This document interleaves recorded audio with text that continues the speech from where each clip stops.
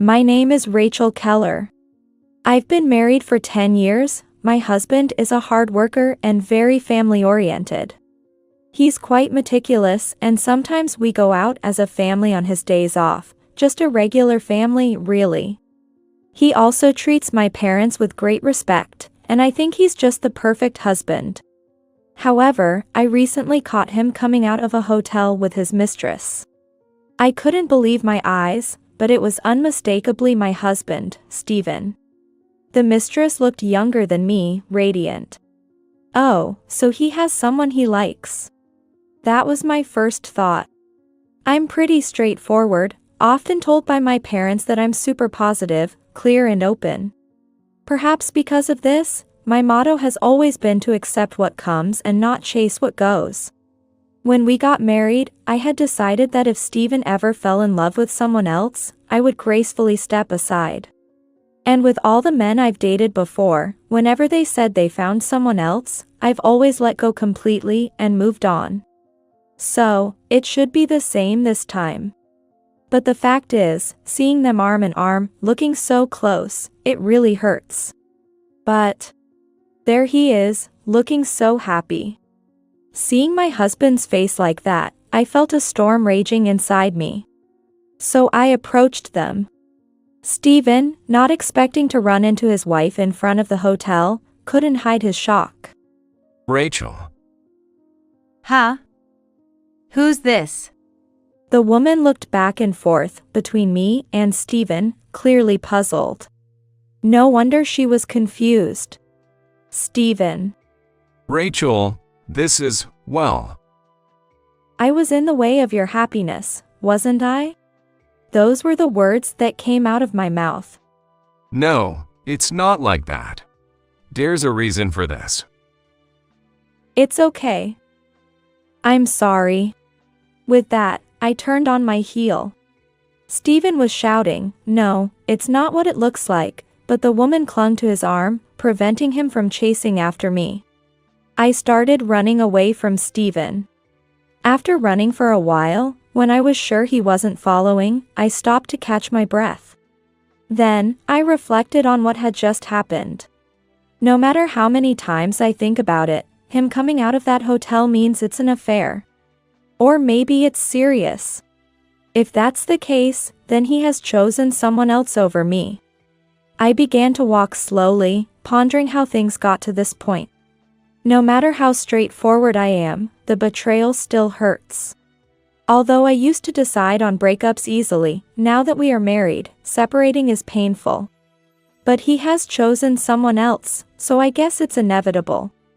I tried to convince myself, but my vision blurred all the same. Before I knew it, tears were streaming down my face. Our marriage was blissful. Even when I was busy with work, Stephen never complained and willingly did the nursery drop-offs and pickups. When our child had a fever, he'd take time off work to care for her. He always accepted my suggestions to go out as a family on weekends with a smile.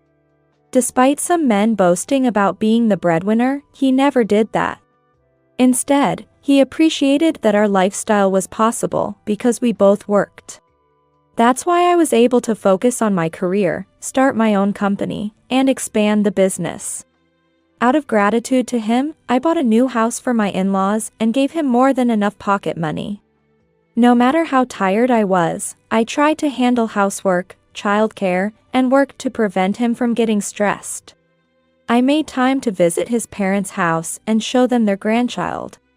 It was all for my husband, who always cared for me, and for our family. I believed our life together would last forever. I strive to be a good wife for that very reason. But perhaps Stephen had some complaints. I've heard that a husband's affair is sometimes blamed on the wife. That it's the wife's fault, leading the husband to be captivated by another woman. In the end, it's all my fault. Perhaps he had grievances but just never expressed them. Maybe I was too complacent, thinking everything was fine and depending too much on him. If that's the case, then maybe separating is really for the best, for his sake. If I love him, I should cleanly break it off and wish for his happiness. I know this without anyone telling me. Yet, for some reason, the storm in my heart won't subside. Why? No matter how many times I ask myself, I can't find an answer. I keep walking, and seeing other couples makes the pain surge anew. I had that phase with him once, so where did it go wrong? Why did it come to this? I always thought family was the most important thing, but it seems he wanted to prioritize being a man over family. This is a betrayal. A betrayal of the marriage vow. The anger of being betrayed. Yet, what I feel is not anger but pain and sorrow. And regret for not being able to make my husband happy. How could this happen? Then, a new storm hit. What about our daughter? It's not just me who's been betrayed. What will happen to her? She adores her dad and thinks living with him is her happiness. Yet, he betrayed her too. Should I forgive him? Should I? Thinking of our child only deepens the agony. Lost, I find myself reflecting on our married life. Those happy 10 years. They weigh heavily on me. If only I could pretend I never saw it. If only I could act as if nothing happened. Would everything then stay the same? But can I truly call that happiness? As night fell, I walked towards the home where my daughter was waiting. When I saw the lights of our house, I stopped. And there, I made a decision for the sake of my daughter waiting for me. Stephen came home late at night. What had he been doing? Spending a pleasant time with his mistress, perhaps? While waiting restlessly for him, I cooked dinner as usual, fed our daughter, faked a smile to conceal my feelings, and put her to bed at 9 p.m. with a goodnight kiss. Was there ever a night as painful as this? No, even on nights when I was too tired to move, none were as painful as this. The storm inside calmed, leaving a gaping void in its place. A hole so deep and dark. As my daughter fell asleep, I placed the divorce papers on the table and waited for Stephen's return. When I saw the lights of the house, I turned back, thinking of the divorce papers I had picked up from the office. To think that in the 10th year, I'd be looking at such a document. I picked up the pen several times but couldn't write, sighing deeply. I had just finished writing my name. And then Stephen returned. I greeted him with a smile, welcome home. Yeah, I'm back. Rachel, about what happened today? Stephen must have been pondering how to start this conversation. He spoke as if making a resolution. Removing his coat, placing his bag down, his actions as usual. It's not what you think. Please stop. I don't need excuses. Because it's my fault, isn't it? I was desperately trying to smile. Why? Why is it your fault, Rachel? Because when a husband cheats, it's the wife's fault, right? Your heart wandered because I didn't understand you, Stephen. It's all my fault. That's not true. And about her. I'm sorry. When I hear excuses, I just get angry. I don't want to yell or fight. So, let's end this cleanly. End it? Why? Because you have someone you love, don't you? Why should I stay with you when you have someone else? That won't make you happy. I don't want to leave you, Rachel. And there's our daughter Mary too. Don't talk about separating. What are you saying? You chose her over me and Mary, didn't you? Yet you won't leave either of us. Don't you feel sorry for her? That's just sad for her. No, it's different. It's not that serious with her. Not serious? That's a lie. I don't know what kind of relationship you want, but I think she's serious. I've had you all to myself for 10 years. So now, I'll step aside for her. I think that's best for both of us. I want you to be happy. I am happy enough. Please, sign this. Your happiness is my happiness. No, I'm sorry. Please, I don't want to break up this family. It's not about breaking, Stephen. You're just starting a new life.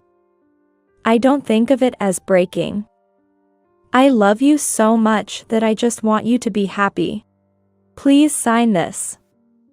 I don't want to stand in your way any longer. Rachel.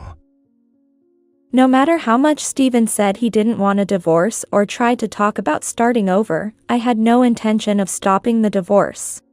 Finally, Stephen gave in and signed the papers. I'm sorry, Rachel.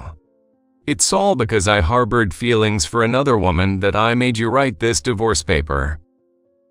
It's okay, don't worry about it. Remember what I said when we got married? If you ever fell in love with someone else, we would part ways cleanly. I never thought you could actually do it. I never thought it would be this painful to decide to leave you.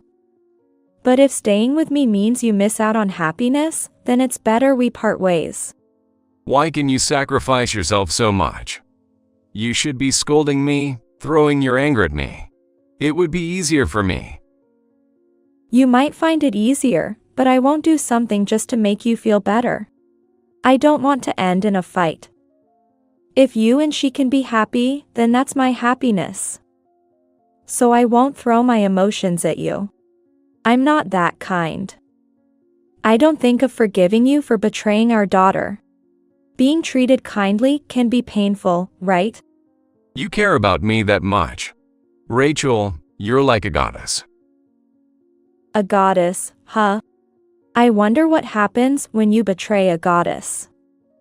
Divine retribution can be quite painful, you know. But then again, it's not a god but me, a human, who'll deliver it. Before we divorce, there's something I want to know. What is it? Why did you have feelings for another woman? What was wrong with me? No, Rachel, there was nothing wrong with you. You were a perfect wife. It was just my weakness. So, I wasn't at fault? Yeah, maybe too perfect, if anything. Too perfect? Yeah, you were too perfect, and it made me lose confidence. Maybe that's why my feelings shifted towards something imperfect. What? That's no excuse at all. So, can you tell me about her? Her name, age, what does she do? Her name is Sarah Parker. She's 35. Works at a cafe. I used to frequent that cafe, and that's where we became acquainted. I thought she was cute and struck up a conversation. We started going out for meals, watching movies, and gradually, my feelings shifted. She must be very cute then. Yeah, exactly. All right, thank you.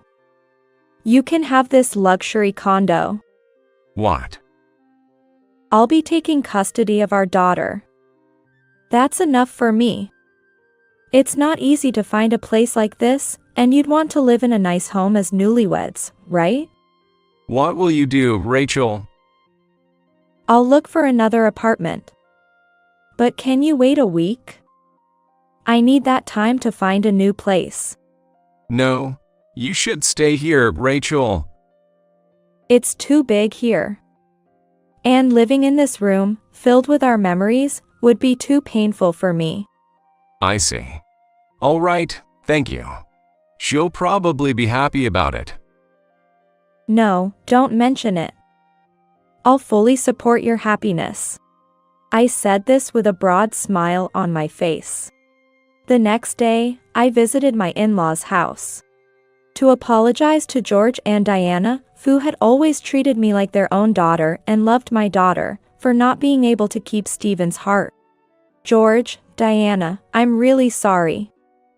I couldn't hold on to Stephen's heart, it's all my fault. He had an affair, really. Yes, so I got him to sign the divorce papers. I'll be leaving the current apartment within a week. Then, he can remarry her with no holds barred. How could this happen? Why divorce? It's my fault. So, I thought stepping aside is the best way for Stephen to be happy. It's not your fault, Rachel. He's the one who did wrong. Well, if you can't forgive that, then divorce is inevitable, I guess. I'm truly sorry for being such an imperfect wife and causing George and Diana distress. I spoke earnestly, blaming myself for my husband's infidelity and apologizing sincerely. George and Diana understood and said it's Stephen who should be apologizing. Poor Mary, if that's the case, it can't be helped. Yes. I'll have custody of our daughter. I'm grateful to him for leaving her with me. A mother's care is best, better than being raised by a stepmother. Thank you. I expressed my gratefulness sincerely and left my in-laws' house, never to return. Leaving there, I went straight to the district court to submit the divorce papers. Then I began looking for a new apartment, moving out of the familiar condo within a week. After moving, I decided to meet with the mistress. She must have heard about the divorce from Stephen. She appeared before me, looking triumphant. You're Sarah Parker, right? Yes, that's right. I submitted the divorce papers about a week ago. I believe they have been accepted, so you can remarry now. Huh? You're planning to remarry, right? Yes, I suppose. So, why did you want to meet me? Just to inform you about the divorce. I have to make sure you know you can remarry since he might not have told you. Huh, I knew about the divorce, but I didn't think you'd actually do that. Are you really that kind? Well, who knows? But I've decided to support you too. Why would you support us? I took your husband, you know? True, you could say you took him, but he chose you. So, I've decided to support you too in finding happiness. If you don't become happy, then my stepping aside would be meaningless. Huh, you really are strange. She called me foolish. But Fu is truly the foolish one.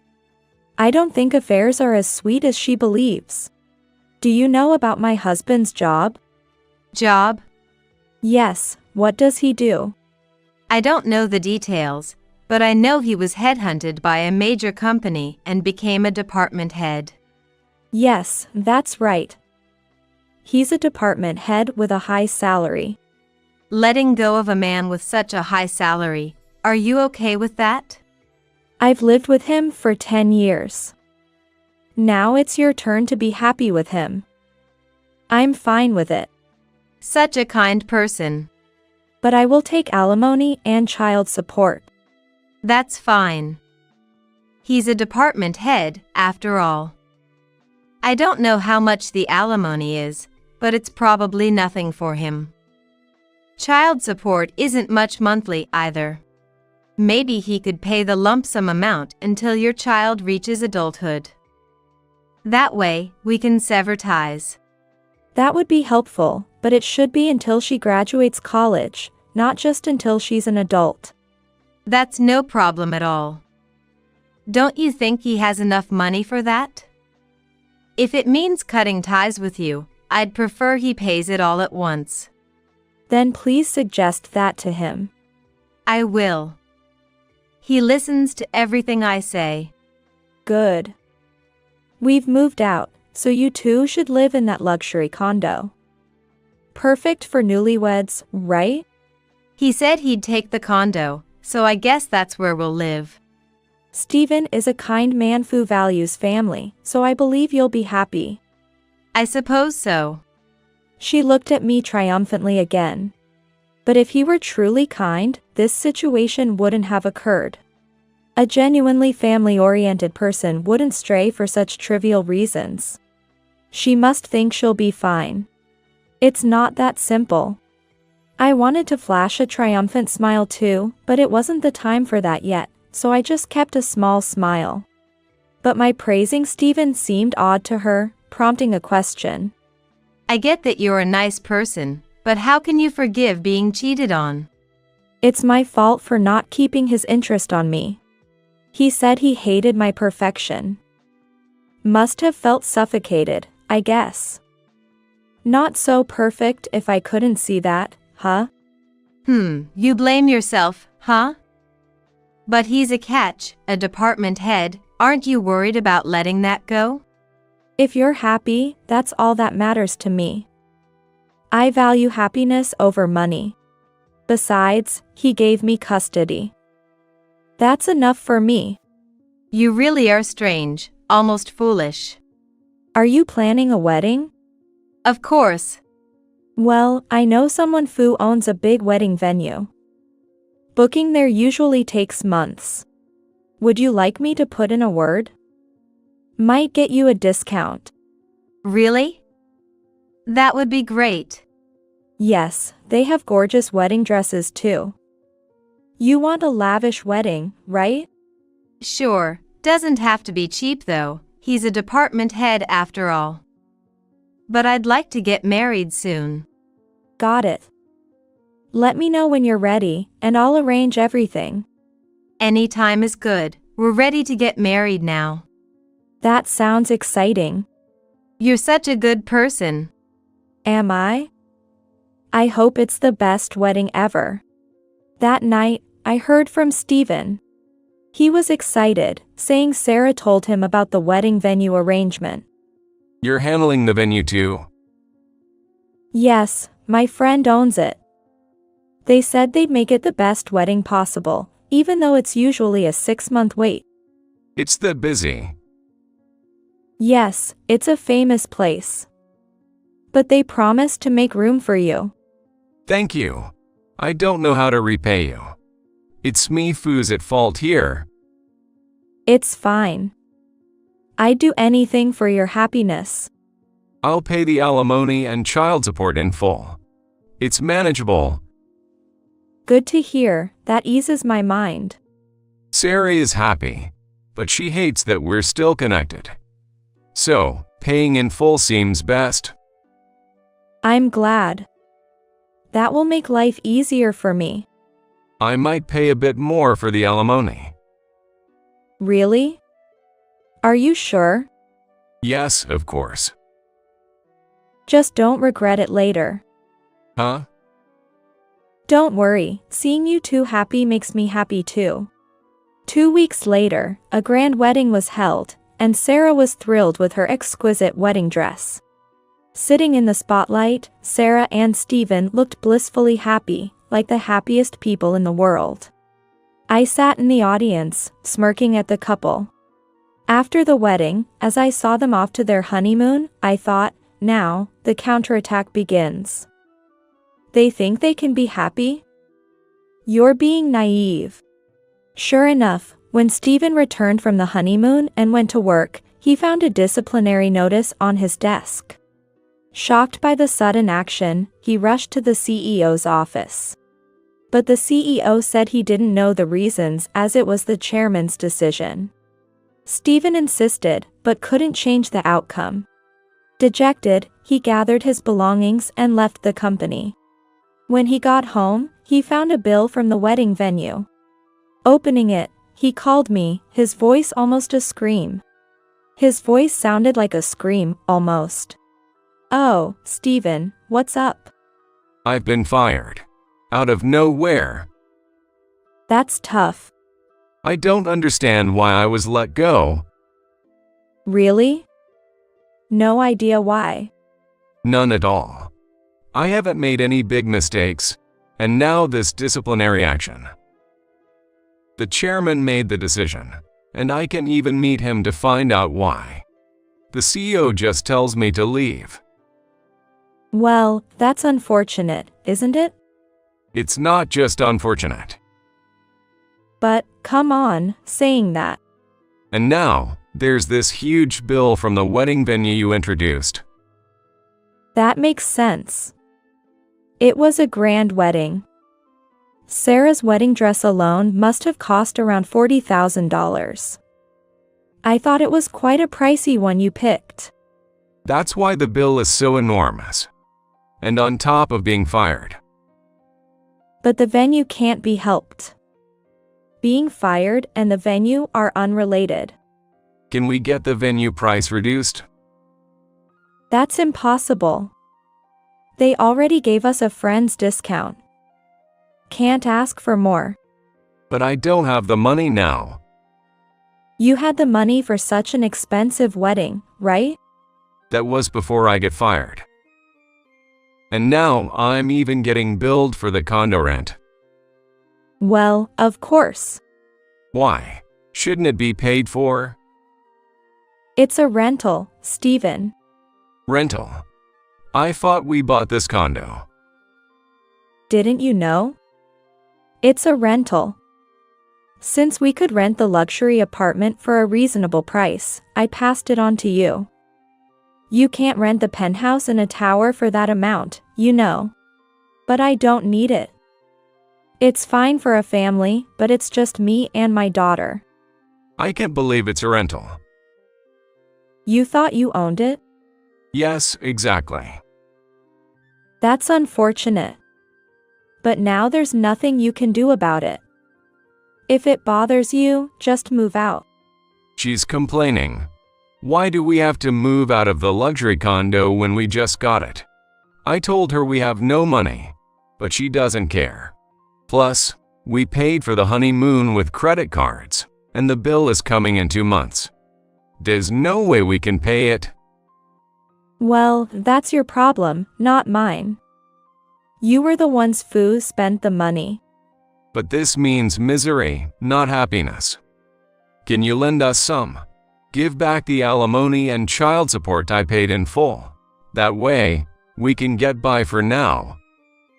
No way, I'll never see that money again if I lend it to you. Oh man. Why was I fired? Because you had an affair. What? How do you know the reason? If it's true, what a terrible chairman. Isn't firing someone over an affair too much? Well, the company doesn't tolerate such behavior. Why do you know all this? Simple, because I'm the chairman. What? No way. I knew you started a business, but chairman. How come it's my company? Huh? Realized it? When you were thinking of quitting, why do you think a completely different company offered you a position as a head, huh? I thought it was because of my skills. Come on, that's not it. I arranged for your headhunting. What? But you said you were just an office worker. I started that company. Once it was on track, I wanted to focus on family, so I made my cousin the CEO. In exchange, I became the chairman and told you I was an office worker. That way, your pride was intact, and I could take care of our daughter. This is insane. I was just dancing in your palm. Exactly. But firing me is too harsh. You're the one who betrayed, remember? You said you wanted me to be happy. Yes, I wanted you to be happy. Now the shock of hitting rock bottom will be greater, right? That's cruel. Happiness has its downside. But you chose that woman, so you'll be fine, right? Good luck. Stephen kept saying, this can't be real, but I was smirking triumphantly. He kept contacting me to let him return to work, but of course, I refused. After enduring such frustration, why would I offer a helping hand now? There's no way I would do that. Ultimately, unable to find a job and faced with the enormous wedding and honeymoon bills, plus the alimony he owed Sarah, Stephen had to take out large loans. Forced by Sarah's insistence to stay in the luxury condo, they eventually had to move to a rundown apartment. Sarah is constantly ripping into Stephen, saying, "This is such a scam," practically every day. Stephen finally found a job at a small factory as a temporary worker. Ridiculed by colleagues, his pride shattered. Even working himself to exhaustion, his salary is only about 1/10 of what he earned when he was a department head.